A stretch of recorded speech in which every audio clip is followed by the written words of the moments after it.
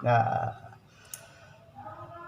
perlu saya jelaskan di sini, dengan adanya penamaan atau nomenklatur Capita Selecta, ini konsentrasi bahasanya nanti adalah pada hal-hal yang sifatnya aktual dalam bidang hukum perdata.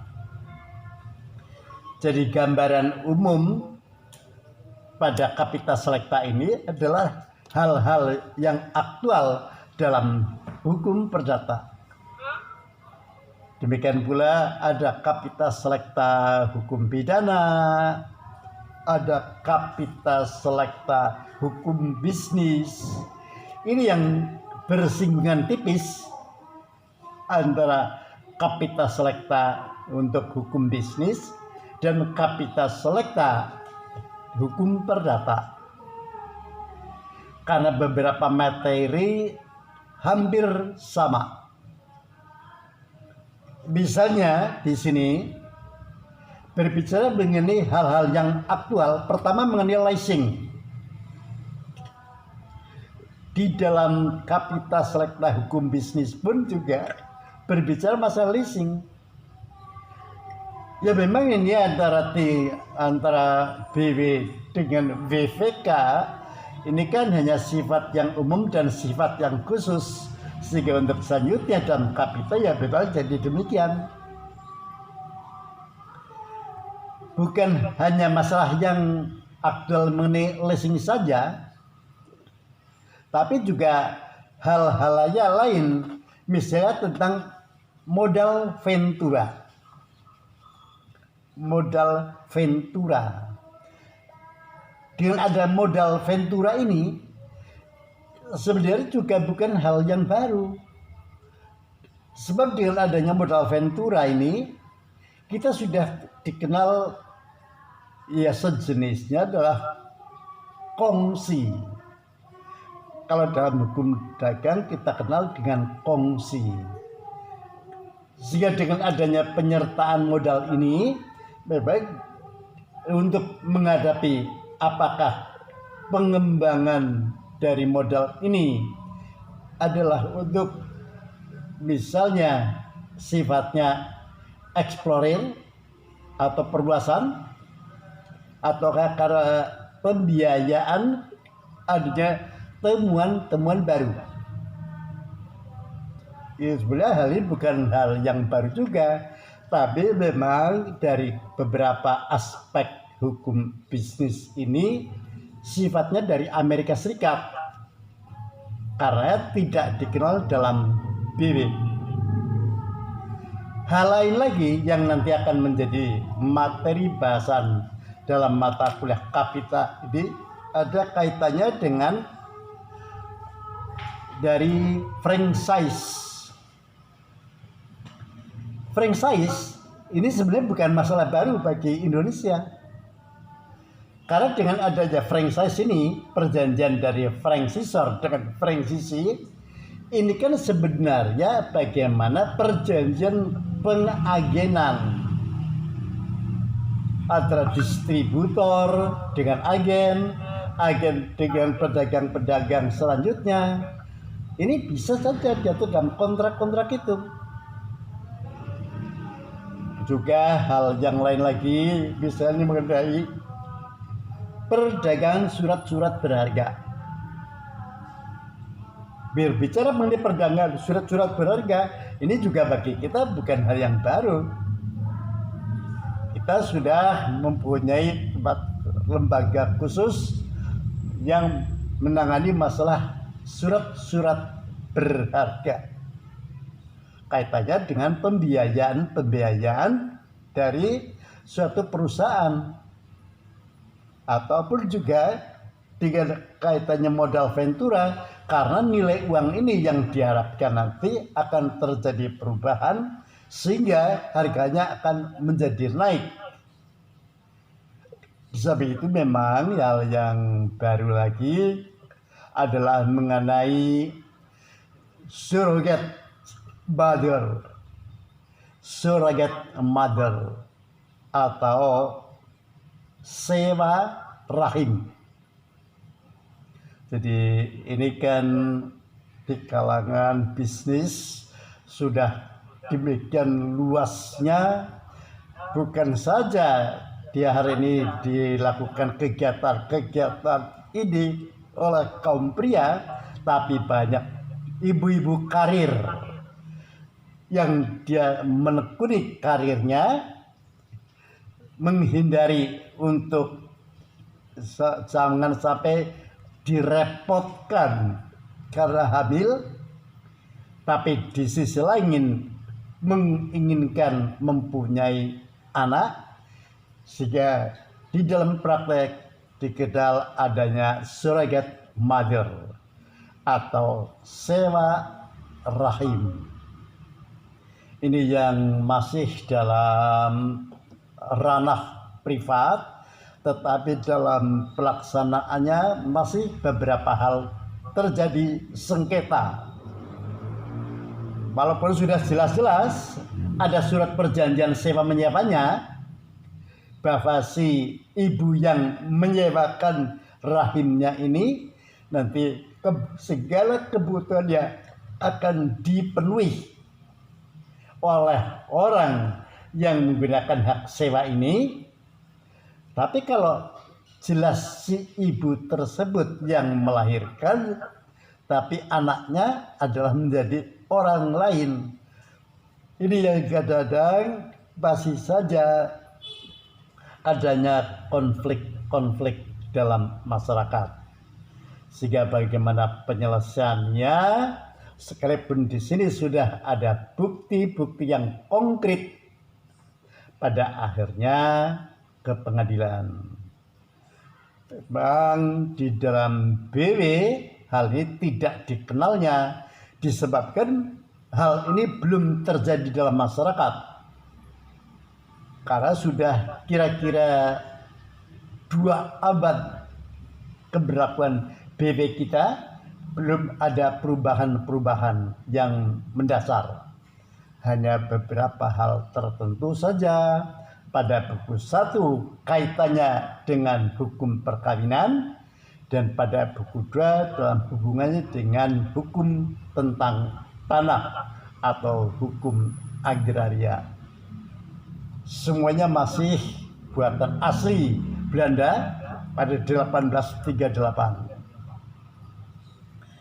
Untuk memahami keseluruhan inilah diharapkan dan nanti saudara-saudara dapat membacanya. Syukur juga memilikinya juga.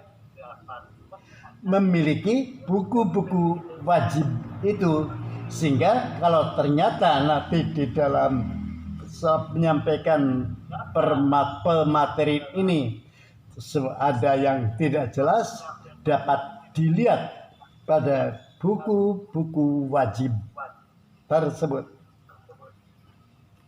Dan saya percaya sebagian telah Anda miliki. Misalnya yang pertama, buku yang judulnya Hukum Perjanjian. Ini ditulis oleh Profesor Subakti ya. Jadi semua perguruan tinggi masih maupun juga lembaga pengadilan, hukum perjanjian ini tetap menjadi acuan dalam pemahaman maupun di dalam pelaksanaan di dalam pengadilan. Pertama, yang keduanya adalah hukumnya judulnya Aneka Perjanjian. Aneka Perjanjian. Ini juga ditulis oleh Prof. Subakti. Karena apa? Aneka Perjanjian ini di dalamnya sebenarnya hanya sebagian yang akan kami angkat kaitannya dengan jual beli. Sebab suatu perbuatan hukum jual beli ini terdapat perbedaan yang cukup signifikan dengan cara leasing. Kalau di dalam leasing ini dipenuhi adanya unsur-unsur, pertama adanya suatu kontrak dalam jual beli, di mana antara lessee dan lessor ini telah tercapai persetujuan dalam jual beli secara cicilan. Ataupun juga di sini bahkan yang lebih mirip lagi adalah sewa beli. Sewa beli dengan leasing ini yang sangat-sangat amat mirip. Yang perbedaannya masalah adanya hak opsi di dalam leasing, di mana hak opsi ini tidak terdapat di dalam sewa beli.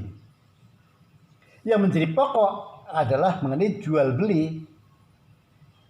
Jual beli ini kalau kita kenal dalam BW dapat kita simak pada 1457. Di mana dalam 1457 di sana disebutkan kapan terjadinya sewa beli atau terjadinya jual beli, yaitu pada saat tercapainya kesepakatan.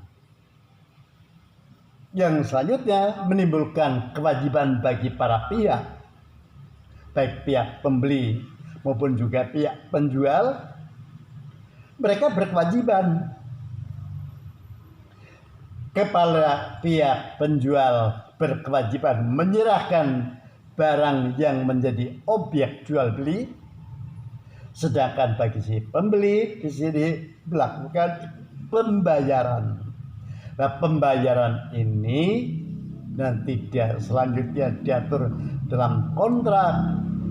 Bagaimana, apakah dalam waktu 1 tahun itu 12 kali bayar, ataukah dengan cara-cara yang lain, dan kapan terakhir adalah mengenai diserahkan. Sehingga nampaklah di sini dalam jual beli secara angsuran maupun leasing, mereka si pembeli ini bukan sebagai pemilik tapi sebagai babysitter. Kapan ia menjadi pemilik? Yaitu setelah pembayaran lunas. Demikian juga pada leasing. Tapi kalau jual belinya ada jual beli secara angsuran, ini sudah terjadi pengalian kepemilikan atas suatu benda tersebut sejak dicapainya suatu kesepakatan. Sedangkan pembayaran selanjutnya adalah merupakan utang, bukan merupakan bagian dari cicilan. Inilah adanya kemiripan-kemiripan yang memang sangat tipis. Perbedaannya apa sih mengenai jual beli secara angsuran?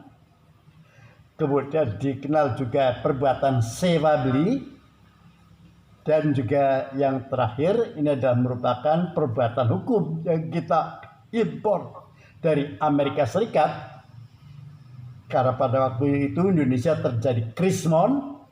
Inilah bentuk-bentuk usaha yang dimungkinkan dapat dilakukan dalam keadaan yang tidak normal. Itulah arti pentingnya di dalam 2 buku tersebut. Sehingga buku selanjutnya adalah judulnya Perbuatan Melanggar Hukum oleh Pak Wiryono Prodjodikoro. Ini nanti akan perbuatan-perbuatan itu akan menunjang dalam penerapannya. Kenapa? Perbuatan-perbuatan hukum tersebut di atas yang kita impor dari Amerika Serikat sampai sekarang belum ada payung hukumnya, belum ada undang-undangnya. Sehingga bagaimana pengaturannya ini diatur dalam keputusan Menteri Keuangan bersama dengan Menteri Perindustrian serta Menteri Perdagangan. Jadi awal-awalnya ya pada tahun 74 dituangkan dalam SKB tersebut.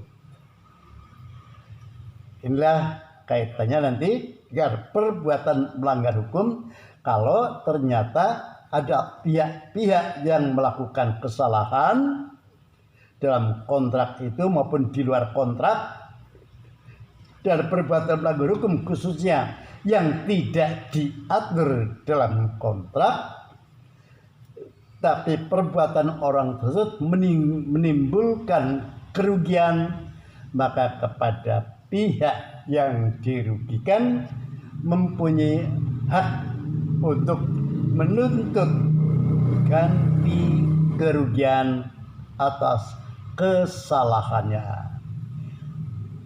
Karena dalam masyarakat ini demikian kompleks permasalahannya, sehingga pada buku tersebut sangat relevan sekali, sehingga sering lembaga peradilan, para praktisi menyebut pada 1365 ini sebagai pasal keranjang sampah.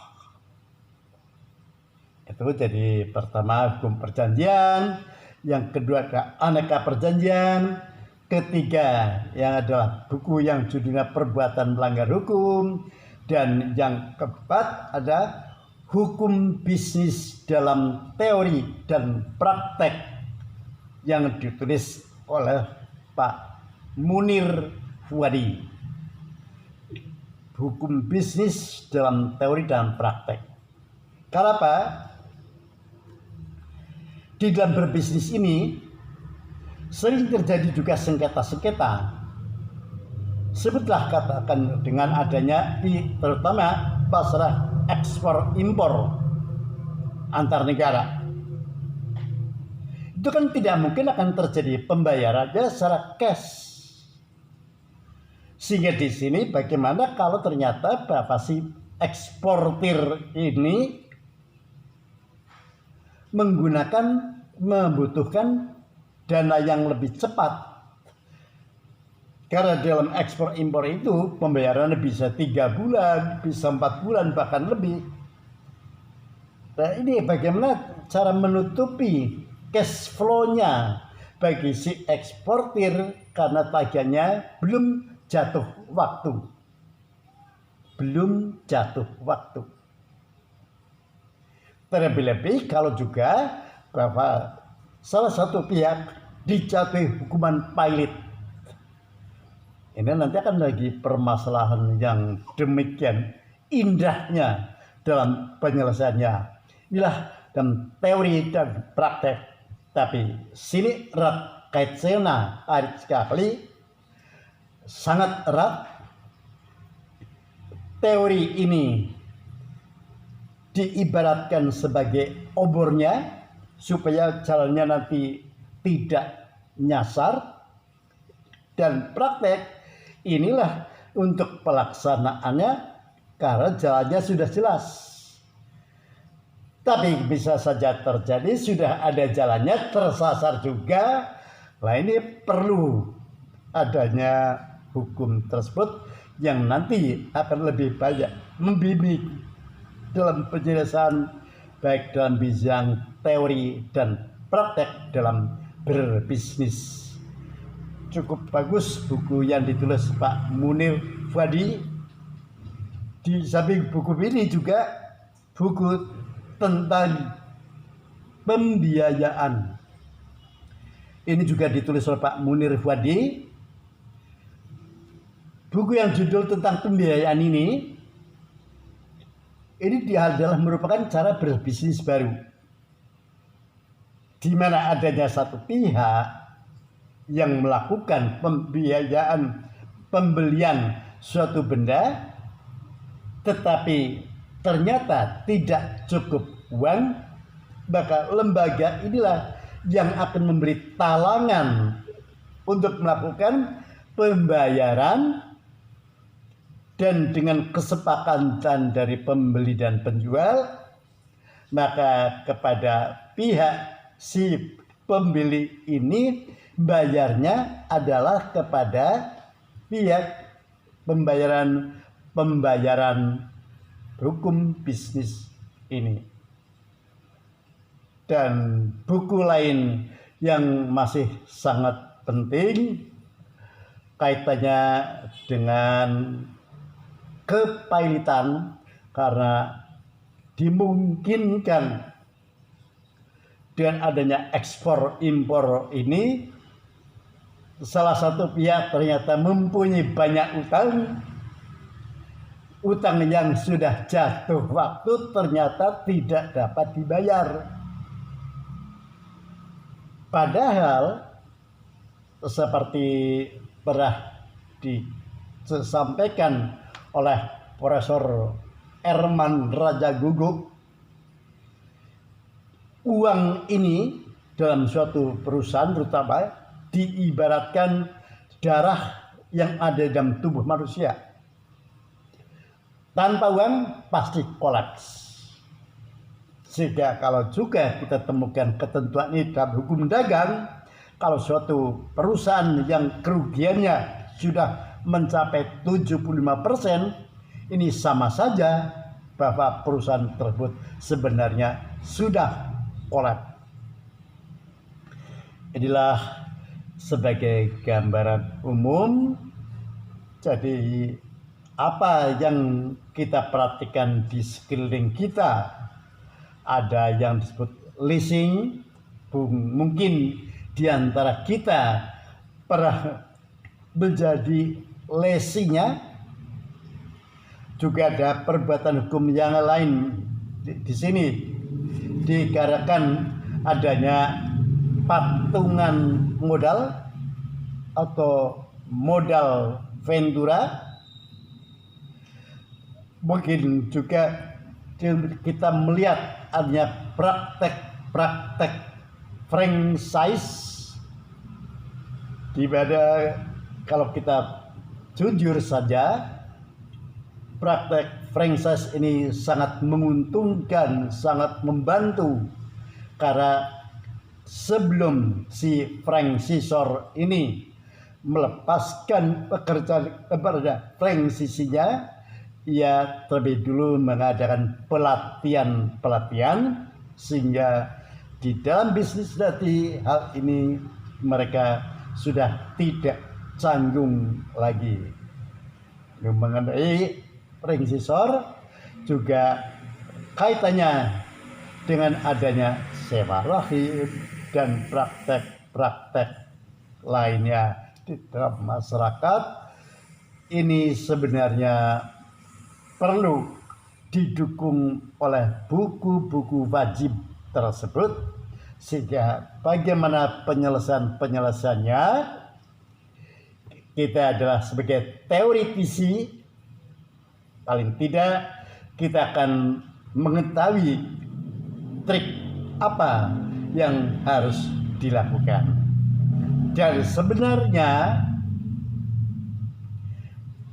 masalah tersebut, perbuatan hukum ini tadi tidak lepas dengan perjanjian. Tidak lepas dengan perjanjian.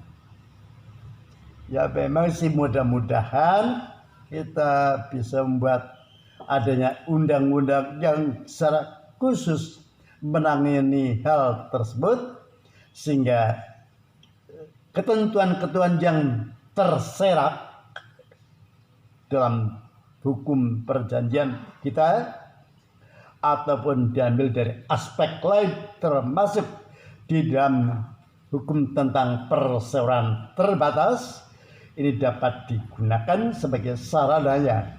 Tapi memang ada lebih baik kalau sudah ada payung hukumnya. Dari uraian tersebut di atas, maka kita awali dengan perjanjian. Apakah suatu perjanjian sama dengan perikatan? Inilah merupakan titik awal pemahaman dulu ya. Perjanjian adalah tidak sama dengan perikatan. perjanjian tidak sama dengan perikatan. Karena apa?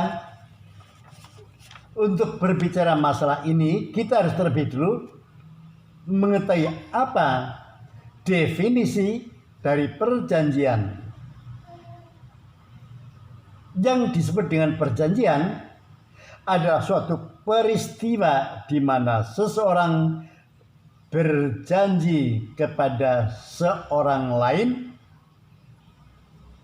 Saya ulangi, suatu peristiwa di mana seseorang berjanji kepada seseorang lain, atau di mana dua orang atau lebih saling berjanji untuk melaksanakan sesuatu hal. Dari sini ini definisi untuk bisa mengetahuinya. Yang berbeda dengan perikatan. Yang disebut dengan perikatan adalah suatu perbuatan hukum yang terletak dalam bidang hukum kekayaan. Saya ulangi, perikatan adalah suatu perbuatan hukum yang terletak dalam bidang kekayaan di mana antara dua orang atau lebih, menurut mana pihak yang satu berhak atas prestasi dan pihak yang lain berkewajiban memenuhi prestasi. Ya, dari definisi ini sudah beda. Padahal masyarakat pada umumnya perjanjian ada sama dengan perikatan, padahal tidak sama dengan perikatan. Dengan definisi ini, maka kita akan melihat, dilihat dari segi sifatnya, kalau perjanjian ini sifatnya konkret, jelas antara si A dengan si B, atau si D dengan dengan E, konkret. Tapi kalau perikatan ini masih diawang-awang, masih berlaku ujung bersama dengan ujung lainnya, belum ada subjek-subjeknya. Jadi di sini masih bersifat abstrak. Jadi kalau dilihat dari sifatnya, kalau perjanjian ini sifatnya konkret, tapi kalau suatu perikatan ini abstrak. Perjanjian ini konkret, perikatan abstrak. Di samping itu, bahwa kalau merujuk pada 1233,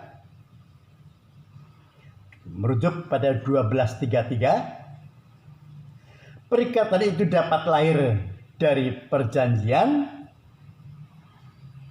tapi juga bahwa perikatan dapat lahir dari undang-undang. Oleh karenanya dapat disimpulkan lingkup dari perjanjian itu adalah lebih sempit daripada perikatan. Jadi perikatan di bidang luasnya berbeda dengan perjanjian itu sudah terbatas, sehingga di sini dapat kita simpulkan adanya perbedaan antara perikatan yang lahir dari perjanjian dan perikatan yang lahir dari undang-undang. Jadi saya akan sedikit mengulas mata kuliah hukum perdata 3 ya. Tapi hal ini karena merupakan hal yang sangat penting kaitannya dengan perbuatan-perbuatan hukum yang aktual dalam bidang hukum privat, saya merasa perlu ini saya ungkap terlebih dulu sebagai dasarnya untuk bisa memahami lebih jauh. Perbedaan antara perikatan yang lahir dari undang-undang, bedanya dengan perikatan yang lahir dari perjanjian. Pertama, yang tadi saya sebut adalah sifatnya. Kalau sifat dari perikatan yang lahir ini sifat adalah lebih konkret, tapi kalau perikatan abstrak. Yang kedua, bahwa perikatan hal ini menimbulkan bagaimana kedudukannya. Kalau perikatan yang lahir dari perjanjian, kedudukannya adalah lebih tinggi daripada perikatan yang lahir dari perjanjian. Kedudukannya yang lahir dari perjanjian lebih rendah. Jadi kedudukannya tidak sama si perikatan ini. Karena ya sehingga lebih lanjut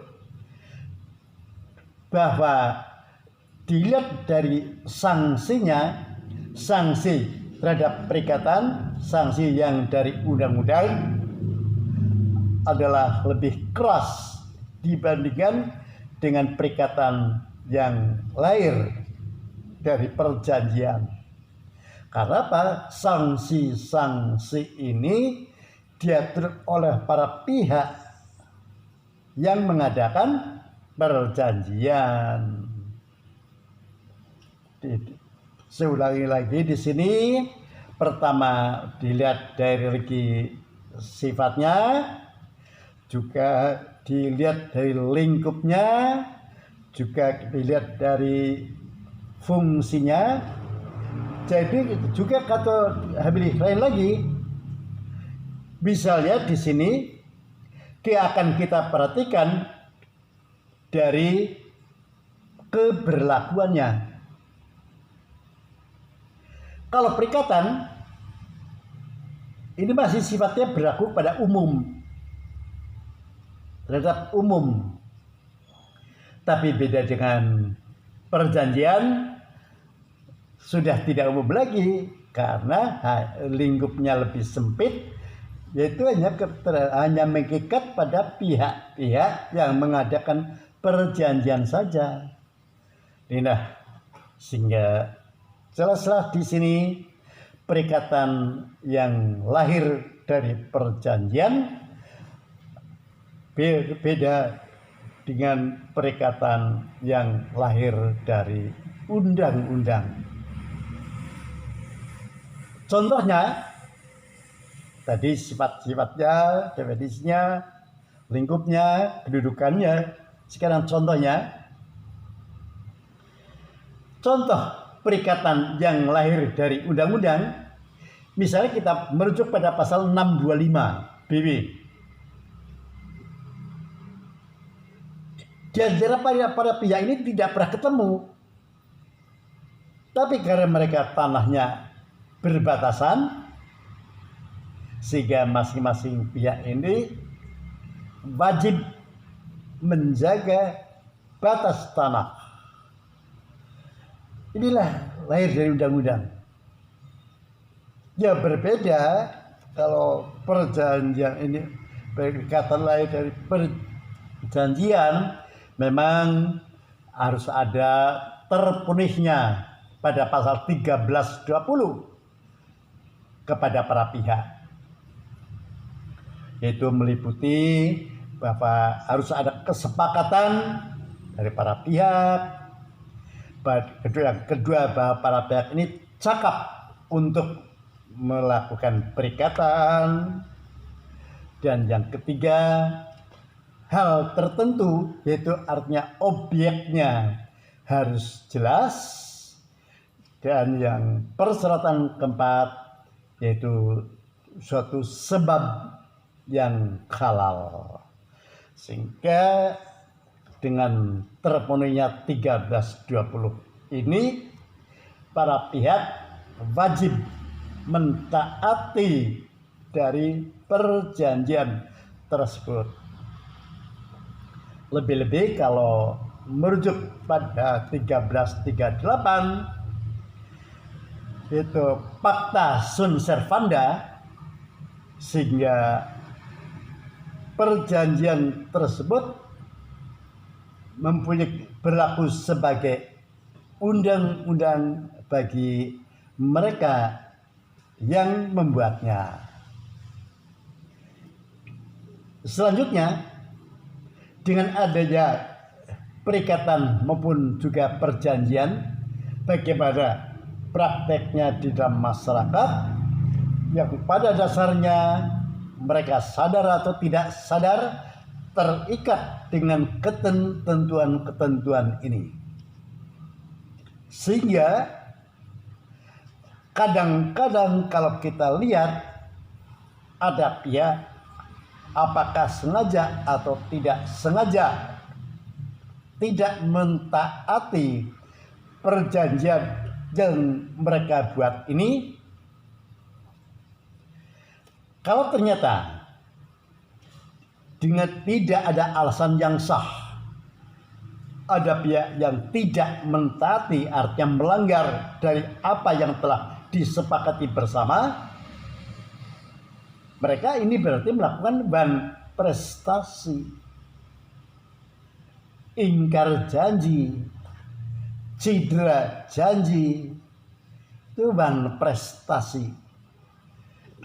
Dengan apa wujud dari ban prestasi ini? Anda pasti sudah tahu semuanya ya. Wujud dari ban prestasi ini ada 3 hal. Pertama, kewajiban untuk memberikan sesuatu. Kewajiban untuk memberikan sesuatu. Misalnya dalam masalah jual beli, ternyata bahwa si pembeli sudah melakukan pembayaran, maka menimbulkan kewajiban si penjual untuk menyerahkan barang yang menjadi objek jual beli itu. Wujud yang kedua yaitu kewajiban untuk berbuat sesuatu. Misalnya dalam masalah pemborongan pekerjaan, maka pihak si pemborong ini wajib melaksanakan apa yang telah menjadi objek dari perjanjian. Dan wujud yang ketiga yaitu kewajiban untuk tidak berbuat sesuatu. Kewajiban untuk tidak berbuat sesuatu. Yang sering kita dengar istilah actio pauliana. Actio pauliana. Misalnya, sering terjadi dalam masyarakat adanya utang piutang atau pinjam meminjam. Untuk meyakinkan kepada kreditor, maka si debitur ini akan menyerahkan sesuatu benda sebagai jaminan. Misalnya gadai. Yang dibutuhkan sebelum jumlah uangnya tidak terlalu besar, misalnya sebutlah sebesar 3 juta rupiah. Dan benda yang dijadikan jaminan adalah berupa sepeda BMX. Ya kalau harga kontan di toko sekitar 5 atau 6 juta. Ini digadaikan senilai 3 juta. Karena yang dijadikan jaminan utang dalam gadai ini berupa benda bergerak, bendanya kan harus diserahkan dari si debitur ke kreditur. Tapi dengan catatan bahwa si kreditur ini tidak boleh mengalihkan penguasanya atas sepeda ini.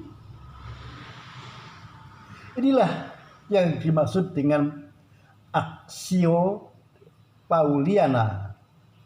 Ya, kalau dialihkan inilah berarti si kreditur telah melakukan pelanggaran atas dasar dari suatu perjanjian tersebut. Dan apa yang menjadi ban prestasi? Dalam ban prestasi ini disebutkan oleh Profesor Subekti terdapat 4 wujud ban prestasi. Yang pertama adalah tidak melaksanakan perbuatan sama sekali. Bagaimana terhadap pihak yang ternyata tidak melakukan perbuatan sama sekali, kepada mereka ini tidak perlu disomasi. Dikarenakan apa? Dikarenakan ia adalah sudah ada niat etiket buruk, sehingga tidak perlu disomasi. Dia adalah jelas-jelas melakukan ban prestasi. Yang kedua, melakukan suatu perbuatan tersebut tetapi terlambat. Inilah kalau terlambat dalam melaksanakan prestasinya, ia perlu diberikan somasi, berikan teguran. Kalau telah diberikan teguran masih juga mengabaikannya, maka keluarkanlah somasi yang kedua. Dan masih juga tidak memperhatikannya, keluarkan somasi ketiga. Dan telah lewat waktu, sudah diberikan somasi, maka inilah bahwa si debitur telah melakukan ban prestasi. Dan wujud yang ketiga adalah bahwa yang bersangkutan tersebut tidak melakukan perbuatan tetapi tidak sesuai dengan apa yang diperjanjikan. Jadi debitur ini melakukan suatu perbuatan tetapi tidak sesuai dengan apa yang telah diperjanjikan. Misalnya membuat suatu bangunan yang mestinya ukurannya antara pasir, split, dan semen telah diatur di sini, tetapi ukuran ini dikurangi. Maka ini berarti melakukan suatu perbuatan tapi tidak sesuai dengan apa yang diperjanjikan.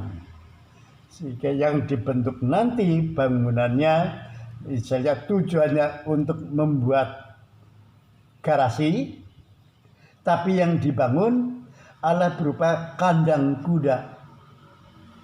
Ini konkretnya ia melakukan suatu perbuatan tetapi tidak sesuai. Dan wujud ban prestasi yang terakhir yaitu melakukan perbuatan tapi yang justru dilarang. Itu tadi si pemegang gade ternyata mengalihkan barang gade ini atau sepeda tadi, ini berarti ia melakukan ban prestasi. Nah, dilanggar somasi itu sehingga ia karena terpenuhi persyaratan ini ia dikatakan melakukan ban prestasi. Dengan adanya seorang yang melakukan ban prestasi ini, pasti pihak lain ini merasa dirugikan. Karena ia merasa dirugikan, maka ia dapat menuntut ganti kerugian atas perbuatan yang dilakukan orang lain ini. biasanya dengan adanya teguran-teguran yang baik, tuntutan ganti kerugian secara kekeluargaan, dan tuntutan ganti kerugian itu segala perbuatan yang dilakukan yang dapat dinilai dengan uang kerugian yang berupa biaya. Yang kedua juga ada suatu kerugian yang konkret. Misalnya dengan adanya jual beli ini, pihak si pembeli ini telah memperoleh suatu benda yang rencananya juga akan dijual kembali, sehingga konkret dia mestinya akan menerima suatu keuntungan yang diperolehnya. Tapi sebagai akibat karena prestasi benda tersebut apakah dilakukan apa sehingga tidak terjadi serah terima, maka ini dapat dituntut. Bentuk kerugian yang lain, yang ketiga, yaitu bunga. Artinya apa? Jadi berapa besaran kerugian dari suatu biaya ini kalau dibandingkan dengan hal ini diperolehnya dari suatu bank, mestinya ia akan memperoleh bunga berapa besarannya. Ya, bunga ini jadi kayak masih satu kelompok, satu ikatan dengan perbuatan melanggar hukum dapat dituntut juga termasuk bunganya. Atau juga dilakukan seperti diatur pada 1241, yaitu pengalian risiko. Artinya apa? Bahwa dengan adanya suatu kesepakatan, suatu pekerjaan, dan masing-masing unsur kegiatan ini dapat dinilai dengan uang, karena dengan alasan sesuatu hal ia tidak dapat menyelesaikan selanjutnya, sehingga di sini pekerjaan terus harus teruskan kepada orang lain dengan risiko yang orang utama ini melakukan pembayaran itu. Ini yang dimaksud dengan pengalian risiko. Jadi pada intinya dengan adanya tuntutan ganti kerugian sebagaimana diatur pada 1243 meliputi yang pertama ada penggantian biaya. Yang kedua ada kerugian. Dan yang ketiga yaitu bunga. Dan keempat pengalian risiko. Yang ini semuanya nanti harus dapat dibuktikan bahwa benar-benar ada terjadi adanya suatu kerugian akibat prestasi yang dilakukan oleh orang lain tersebut. Karena nanti sepanjang hal ini tidak dapat diselesaikan secara perdamaian, ya jalan keluarnya melalui litigasi. Dan melalui litigasilah ini harus dapat dibuktikan dalam pembuktian sesuai dengan tahapan-tahapan di pengadilan, sehingga di sini harus mampu meyakinkan kepada hakim bahwa ia benar-benar mengalami kerugian. Demikianlah tatap muka yang pertama ini. Kita teruskan untuk materi selanjutnya. Selamat pagi dan